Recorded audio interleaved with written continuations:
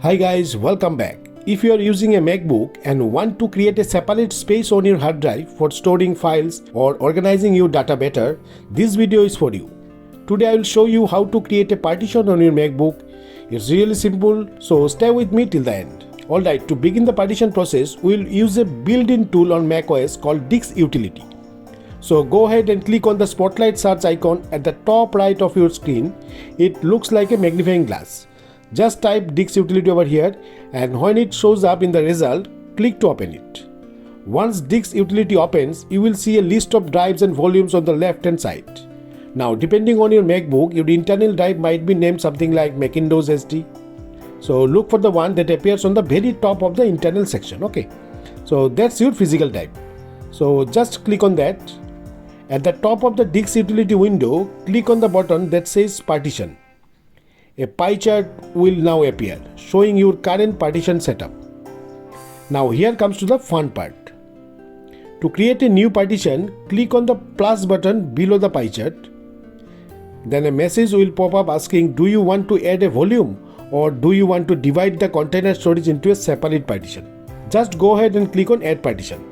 This will add a new section to the disk. Here you will now be able to name this partition. So choose a name that makes it easy for you to recognize later. For example, I am planning to store some software on this partition, so I will name it software.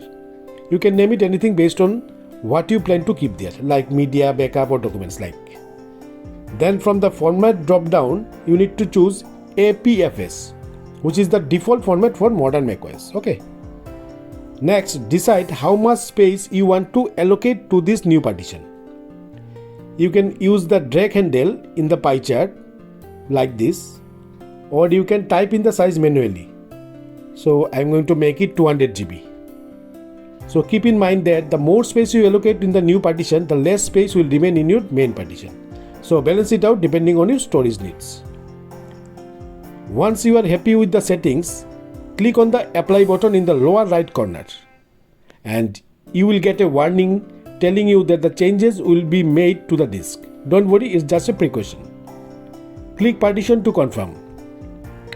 At this point, you might see a message that says resizing the startup volume will cause this computer to stop responding. Don't worry, that's completely normal. Simply click on Continue and let it do its job. Now your Mac will take a moment to create the new partition. It might take a few seconds or minutes depending on your Mac and drive size. Okay, so just be patient and let it finish. Once the process finishes, you will see a message that says Operation Successful. That means the partition has been created successfully. So just click on Done to close the window. Once it's done, you will see the new partition listed on the left side in Disk Utility. You can see over here. It's now ready to use just like a separate drive.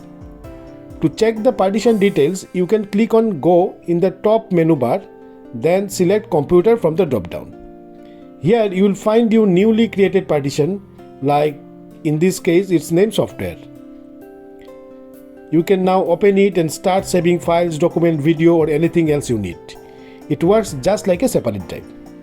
And that's it guys, you have successfully created a new partition on your MacBook using only the built-in tool, no third-party apps needed. Okay, so I hope you found this guide helpful. If you have any question or get stuck anywhere, feel free to drop a comments below.